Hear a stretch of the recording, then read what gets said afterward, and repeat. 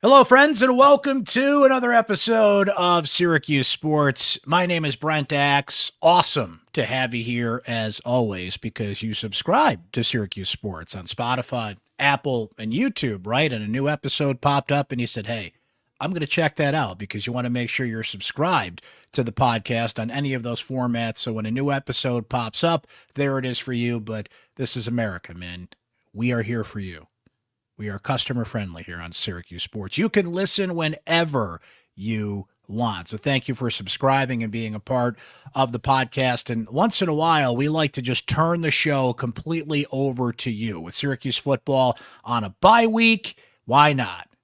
Axe Brent Anything. That's right. This is when you, our Syracuse Sports Insiders, get to drive the show. And I want to emphasize here that on Syracuse Sports, we only answer questions and highlight opinions from our Syracuse Sports Insiders. We don't take anything from social media, Twitter, Facebook, Instagram, Snapface, any of that stuff. It is only our Syracuse Sports Insiders who get to chime in on the show. So why don't you join a growing community of Orange sports fans who get to text me directly, and I send you the latest Syracuse sports information, opinion, analysis, and everything right to your phone. And the best way to subscribe and be a part of the Syracuse Sports Insider community is to text the word orange to 315 847-3895. You can also find the link on syracuse.com to join. It's an easy link to sign up. We put it in a lot of our sports stories, a lot of my stories on syracuse.com, and so easy to join. I'll give you that link right now, as a matter of fact. Let me find that for you. Like, well, Brent, how easy is it? It's joinsubtext.com/Syracuse Sports. Joinsubtext.com/Syracuse Sports. So if you sign up on that link, that is how you become a Syracuse Sports Insider. I'll tell you what, I'm talking about it as we speak here.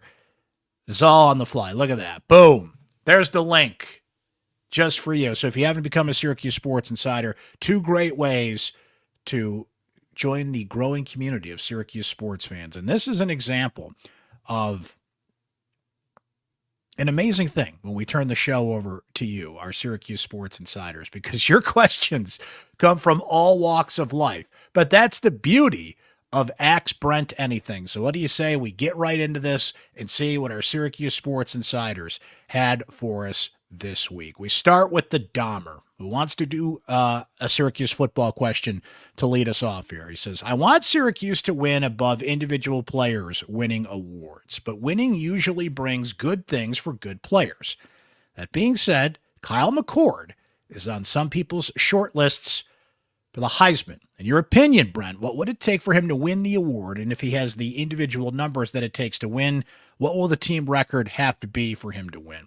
That's a great question to lead off, Dahmer. Now, I think we all understand that Kyle McCord is going to have to stay on this incredible pace that he's on to be in the conversation for the Heisman Trophy, the ultimate award in college football. He leads the country in touchdowns right now, or I believe he's now second place with 8 touchdowns. He's in the top 5 in yards per game, points responsible for. He's getting a lot of hype from the likes of Kirk Herbstreit, who has highlighted Kyle McCord's performances twice already this year. RG3, former Heisman winner, likes to put out his kind of top 5 players in college football.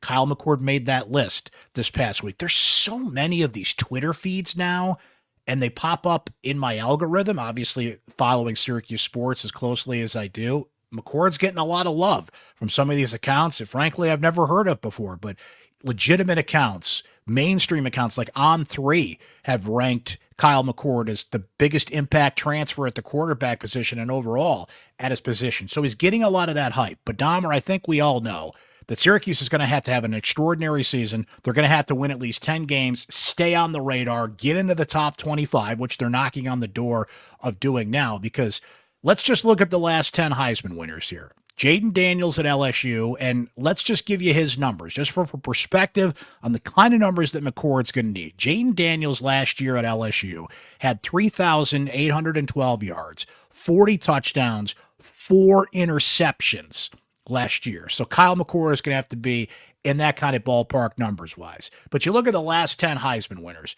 Jaden Daniels, LSU; Caleb Williams at USC, number one pick now, of course, with the Chicago Bears; Bryce Young, Alabama; Devonta Smith, Alabama; Joe Burrow, LSU; Kyler Murray, Oklahoma; Baker Mayfield, Oklahoma; Lamar Jackson, Louisville. All quarterbacks and a receiver. The last running back to win the award was Derrick Henry from Alabama back in 2015. The Heisman Trophy is a mainstream award. There's a lot of people that have Heisman votes that just don't pay attention, okay? There are plenty that do, and a lot of great Heisman voters out there, and I am a Heisman voter, by the way. But there's just a lot of Heisman voters out there that kind of parachute in the last week of the season, look at some numbers, and that's how they cast their vote. McCord has to stay on these lists, continue to put up numbers, and Syracuse has to have an extraordinary season. If Syracuse is 8-4 and Kyle McCord has great numbers, he's just going to get outshined by Carson Beck at Georgia. I mean, name players, Oregon, and these top 5 programs. But if Syracuse continues to make waves, and what McCord's got going for him is he's kind of got that Ohio State subplot. Why did Ohio State get rid of this guy and he could come into Syracuse and build this unbelievable season, which it's only 2 games. Let's not get over the moon here, but is on pace to do. I don't think he's going to win the Heisman. It would take something extraordinary for him to do it, but through 2 weeks, he certainly looks like a Heisman Trophy candidate. There's no doubt about that. Tampa Ron says, Brent, if you could live anywhere else besides Central New York, where would you live? I am a full subscriber to the Jim Boeheim philosophy of Central New York. For 6-7 months out of the year, there is no place better on earth, and then the rest of the time it's basketball season, right? Because it's winter and we got our heads down and we're just focused on basketball, right?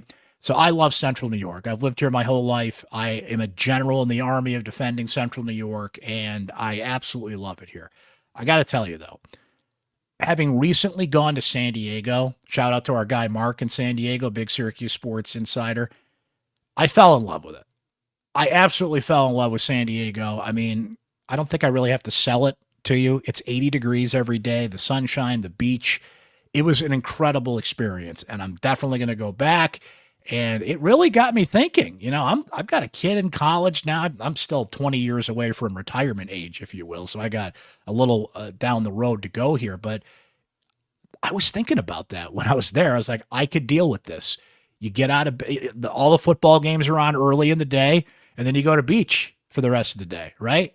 I could deal with that. So San Diego, I got to tell you, has vaulted to the top of my list. But I had an opportunity to go to Australia when I was in high school, Melbourne. That was an incredible experience and a great place. There's just so many cool places. I love Colorado. I have family that lives out there, and I love visiting there. My wife loves Colorado. So there's a few in the running, if you will, Ron, but I got to say San Diego's at the top of that list right now. From Adam, my man, who says 46 years. I recently had my birthday. Thank you for all the shout-outs from our Syracuse Sports Insiders on that, by the way. And he says, what advice would you give your younger self, aside from you should have insisted that your folks take you to see the Rolling Stones in the Dome in 1989? What 89, was that Steel Wheels? Which tour was that? I have seen the Stones a few times, including in the Dome. The Stones tour I saw in the Dome was Bridges to Babylon, which was absolutely incredible. So yes, Adam, I would have told my father, please take me to that show. And, you know, that Springsteen show in 85 would have been cool to catch, even though I was only like 6 years old at the time. But advice for my younger self, I don't know if I would actually give myself advice. If I had an opportunity to climb in that DeLorean, go back about 20 years, I would say, you know what? Just live your life and learn the lessons from it. You know, my father once said, you know, you only get out of life what you put into it. And I feel like I followed that advice. And there's a lot of things that you just have to experience. You just have to learn. And, you know, I mentioned my daughter's in college now, and you try and just kind of impart all this wisdom and this advice. And there's just certain things in life you just have to experience, right? So I don't know what my advice for my younger self would be, other than don't sell your Mustang. Don't sell your Mustang, which relates to another question I want to get into from Paul, who says, hey, Brent, Do you go to the Syracuse Nationals Classic Car Show at the fairgrounds?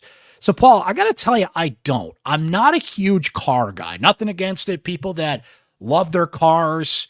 I take my dog for a walk every day, and one of my neighbors, he's always in his garage working on, I don't even know what kind of car it is. It's got to be from like the 60s. And that's his love and his passion, and God bless him.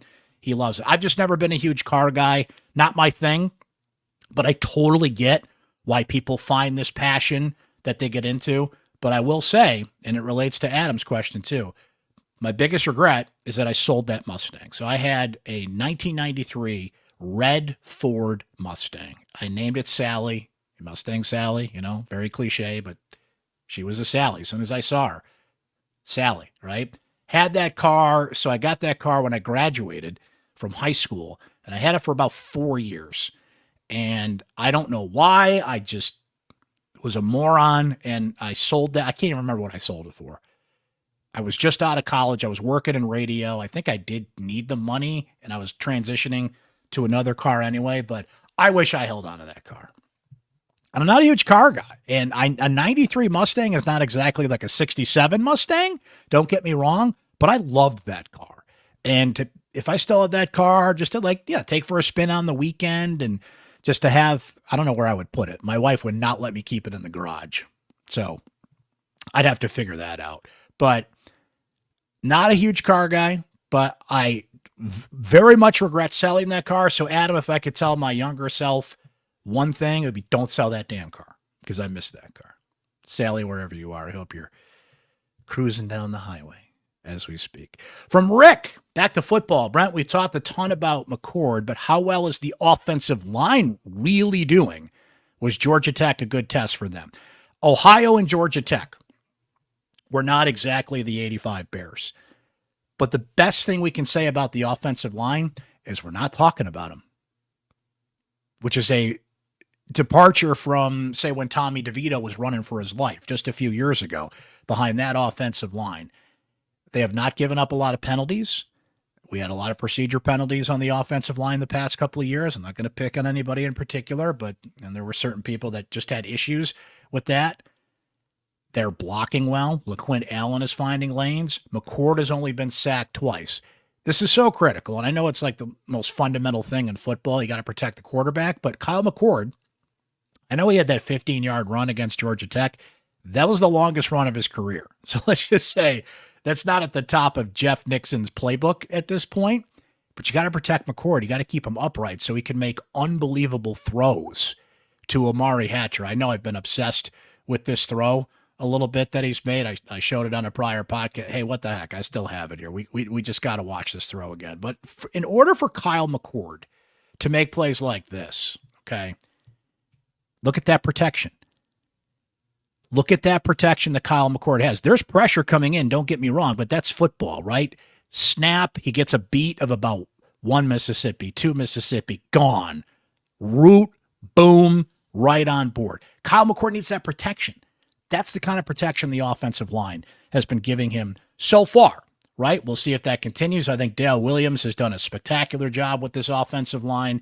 And what I would say to that is so far so good, Rick, but I think you ask a fair question. And then you got Stanford coming in. Holy Cross that's not going to provide you any sort of litmus test of what that offensive line is. Then you go to UNLV, maybe not till they get to NC State and get into the heart of ACC play and war of attrition, injuries, things start to pile up. There is more depth on the offensive line. You got guys like Enrique Cruz and Josh Aloa that are backups that have been prior starters on that offensive line. So far, so good. They do have depth, and I like what I see so far. And you add a Savion Washington on one side and Big Spoon, who was named the ACC Offensive Lineman of the Week after the Georgia Tech game. So what does that tell you about the offensive line? I think despite the opponents, they're doing exactly what they need to do. From Jake, says, Brent, are you a Batman guy or a Superman guy?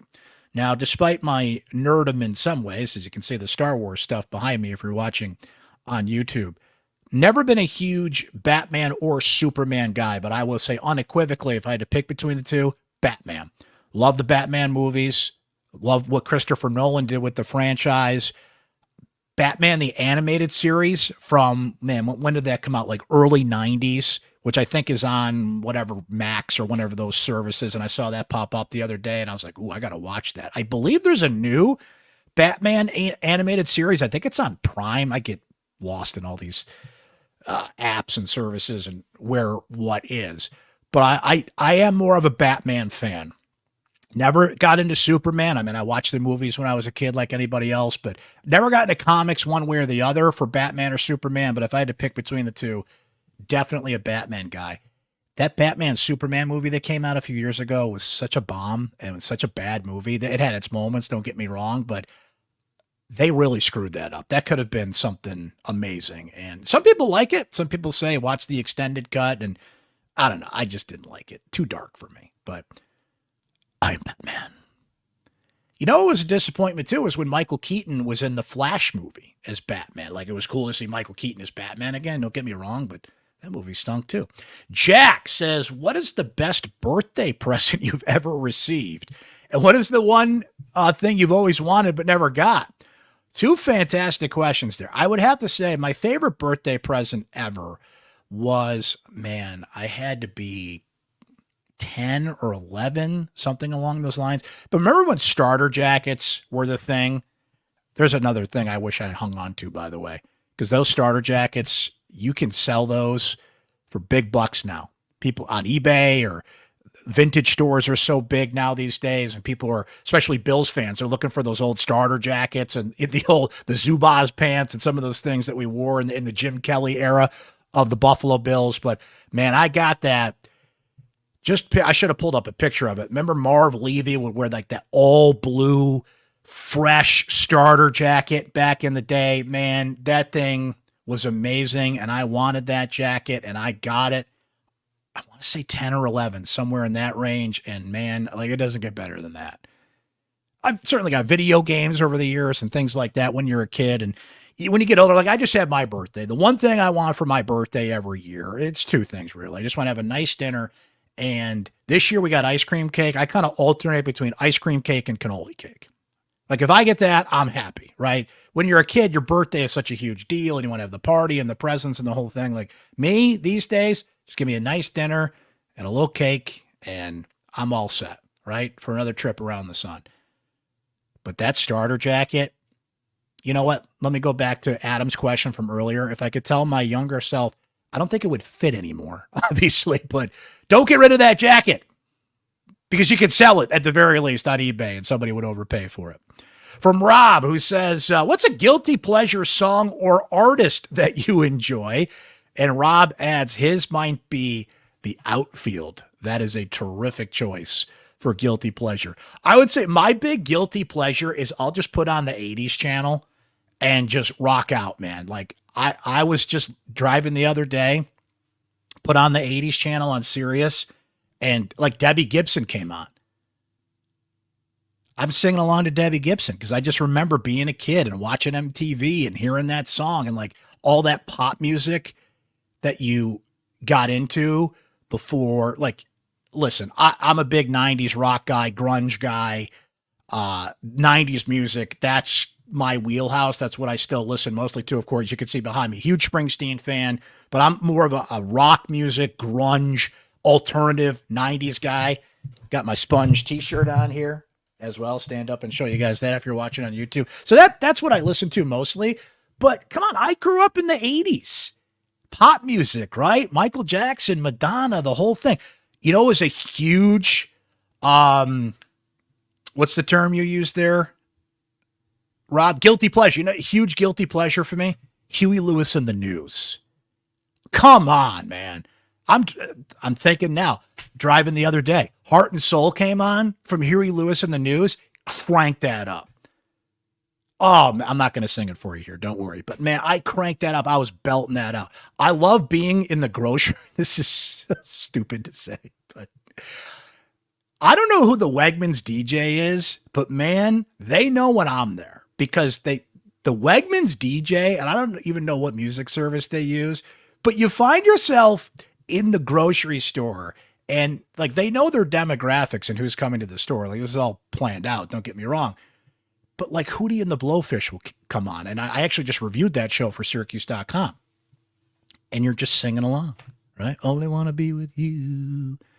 So I've got a lot of guilty pleasures, I think. But Rob, my main one is especially on like a Friday, you're feeling it, you're in a good mood, I'll just put on that 80s channel and rock out. Highway to the danger zone.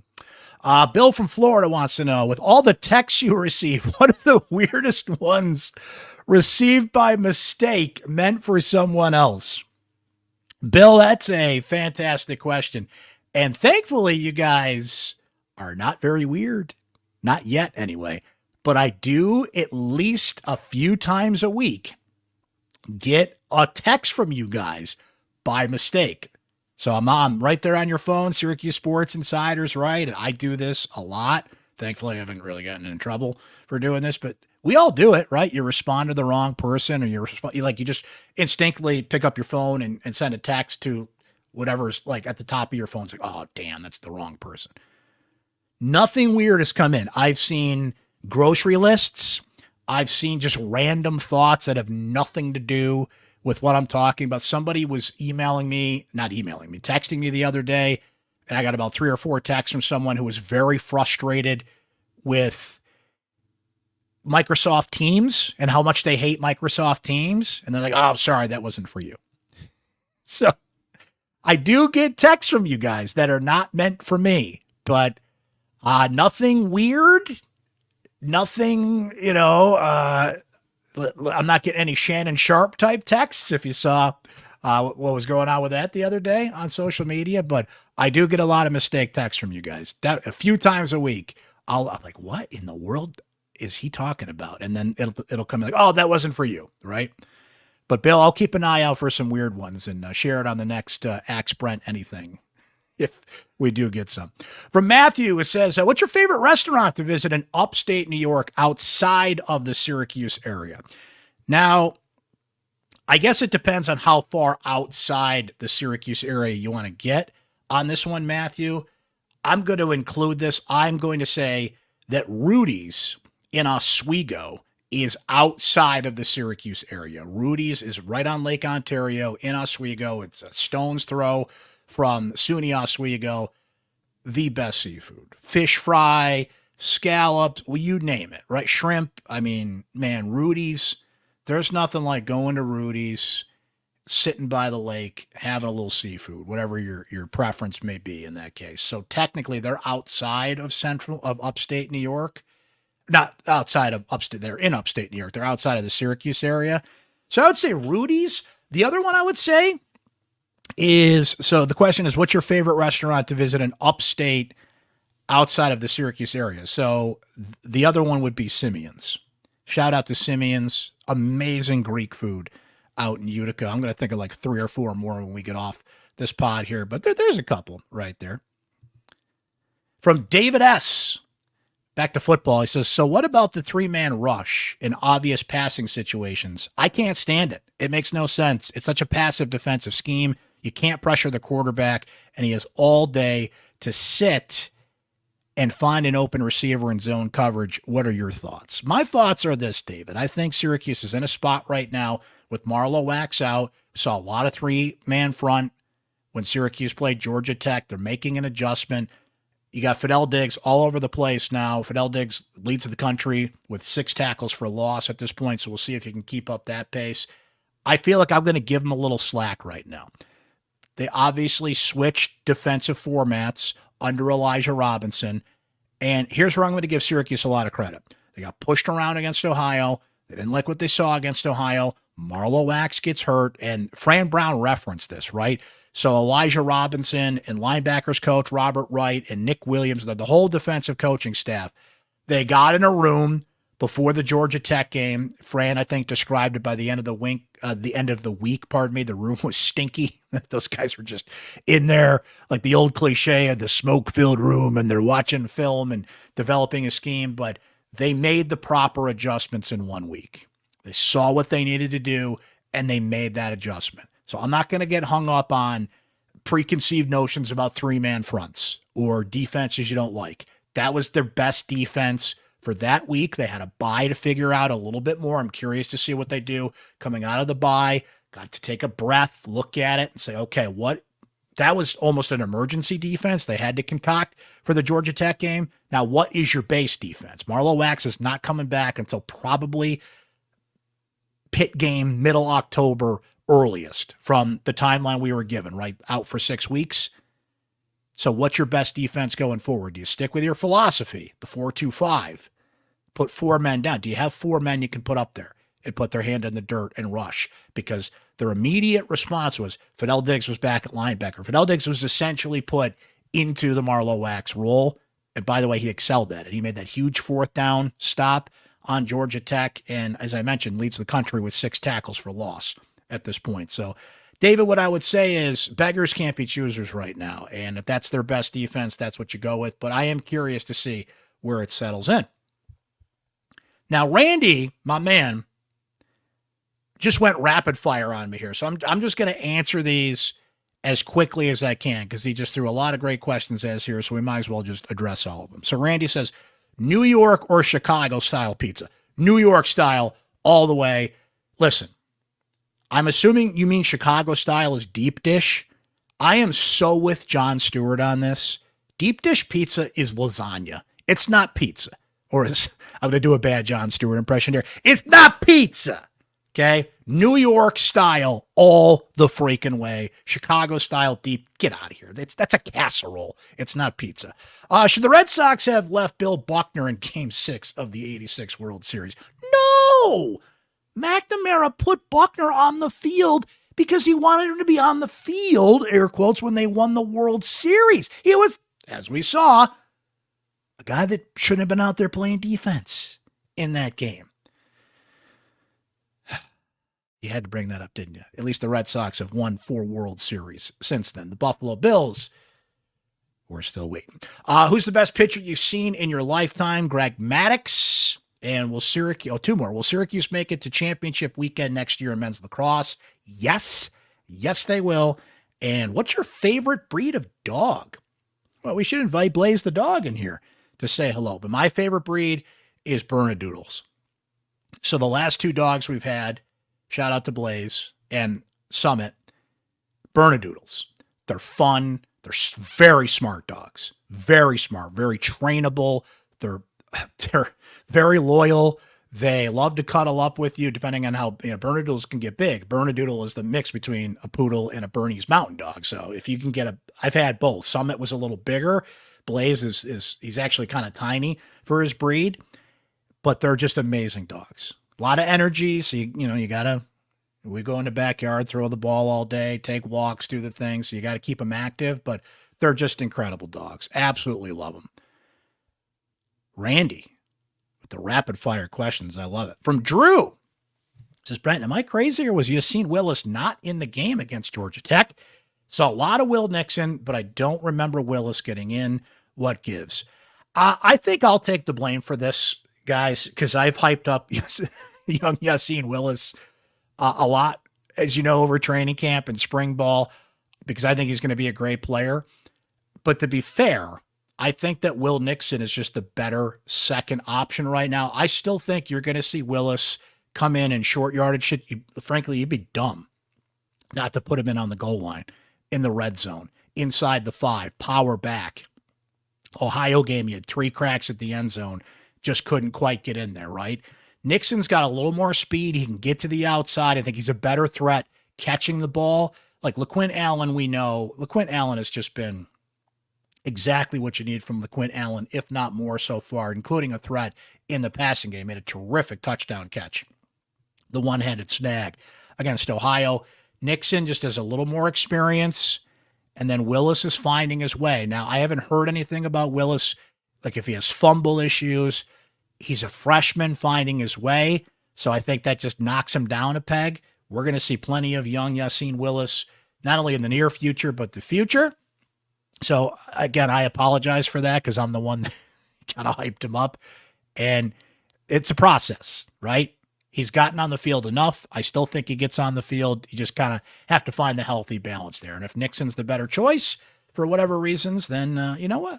I'm going to trust his father the offensive coordinator and that coaching staff, to put him out there in the best situations. But, oh yes, Willis will be out there. We all know that. And our final question comes from Will, who says, Brent, now that the Dome has actual seats, air conditioning, and eventually, theoretically, improved Wi-Fi, what would be next on your wish list of Dome improvements when the next slug of grant of rights television money comes in? And he adds this: cup holders are not allowed as an answer because anything else is fair game. We know we're not going to get those cup holders, right? Well, I think Will brings up a great point here. The Dome has all the creature comforts you need now. It's air conditioned, seats. Theoretically, the Wi-Fi is better, although I don't think they're quite where they think they should be on that Wi-Fi. And I'm just not going to go on a rant about that right now. But hey, you have Wi-Fi in the building. The food's better. There's different food options around the Dome. There's more beer options around the Dome, right? The scoreboard, the graphics that kind of wrap the Dome in addition to the scoreboard. Like, they've kind of hit all the boxes, right? It's not an actual like aesthetic thing in the Dome. You know what I think they're getting back to this. I want to see more concerts, right? They've had, look, Bruce Springsteen, Red Hot Chili Peppers, Paul McCartney, Pink is coming in a few weeks. Not like they haven't had big acts, but Pete Sala kind of hinted that there's some more big concerts coming in 2025. I'd just like to see the Dome get, now look, it's a stadium, right? Talking about 35, 40,000 people here for a concert. So you're not going to, no offense to Hootie and the Blowfish, but they're not selling out the Dome. Like some of the concerts that come to the amphitheater and the healthy stream of smaller shows that come through Central New York, they're not going to pack the Dome, right? So I get that. There's only so many stadium acts that are out there, but I would love to see more concerts in the Dome. In terms of the things you're talking about, not that you want to say they're done. So I guess to end Ask Brent Anything, I'm going to ask you guys a question and take Will's question here. What's left? What do you want to see? Because I feel like, look, the Dome hallways are always going to be a little bit crowded. I don't really think there's much they can do about that. Parking is what it is at this point. There's a lot of construction going on around campus, a lot of remodeling going on around campus. So parking is always going to kind of be the situation that it is. I don't know. You can't control the weather, walking up and down and into the Dome. You got to give Syracuse, Pete Sala, and anybody else on this list that deserves to be here credit where it's due. The experience in the Dome now versus even 5 years ago is worlds different. It's worlds better because you can't control the product on the field or the court. So the experience better be worth it. We can always haggle about prices. Some of the prices I've seen for upper deck football games, like, come on, man, you're charging how much for Ohio? Like, we can always haggle about that. But for the most part, I think they've really checked almost every box they need to at this point. Little things can get better, but all in all, it's a pretty good experience these days, Will. But I will turn that question over to you guys and hit me on the text line, our Syracuse Sports Insiders at 315-847-3895. Send me a note, and we'll go off Will's question there. What's left, right? We sound spoiled. We've got all these things now, but what's left? What can they continue to do to make the experience better at the Dome? I'll say this. You can give me my umbrella back. Now, it's Uncle Brent's fault. Tried to bring the full-size umbrella into the Dome before the Ohio game, and Usher, he was just doing his job. Let's just say my umbrella disappeared and I didn't get it back. So there you go. That's my long-winded way of saying, where's my umbrella? That was a good umbrella. That was a good golf umbrella, and I want it back. So other than that, you're killing it, guys. You're killing it. Who killed it today? Our Syracuse Sports Insiders with their unbelievable questions. I love doing this pod. We do this. I think this is the third time we've done this. Every once in a while, we just kind of step back, turn the show over to you guys, your creative questions, thoughts, opinions, and I love doing it. So thanks for all your amazing questions here on the show. We are going to play a great song here to end. Just a reminder that we love to highlight your original music here on Syracuse Sports. The word I want to say is local, but it's not just local Syracuse bands. No matter where you're watching and listening out there, if you have original music, are you in a band? Are you an artist? Do you know of friends that are incredible musicians and artists and you think their music should be heard on this show? Send it to me. All the information is in the show notes on how you can send me your original music to be highlighted here on Syracuse Sports. Today, we're going to turn back to a local band from Syracuse. I've become really big fans of these guys. We were talking music earlier. They're just right in my wheelhouse with their sound. And by the way, all sounds are welcome here. I'm not just going to play music that only I listen to. All formats are welcome here. So please send me all kinds of music to highlight here on Syracuse Sports. But we're going to turn back to a great band called Hell Yeah, So What? Local Syracuse rock band. They've got a new song out called Pocket Knife. And that is what we're going to play to end the show here today. Thank you for listening to Syracuse Sports. Thank you for subscribing. The Orange on a bye week, but we will get right back into it next week. Got a couple of guests, knock on wood, that are coming on the show that I'm excited about, that you'll see and hear from coming up shortly. And we always appreciate your feedback as a Syracuse Sports Insider. All right. Hell yeah, so what? Take us out, baby. We'll talk to you guys next time.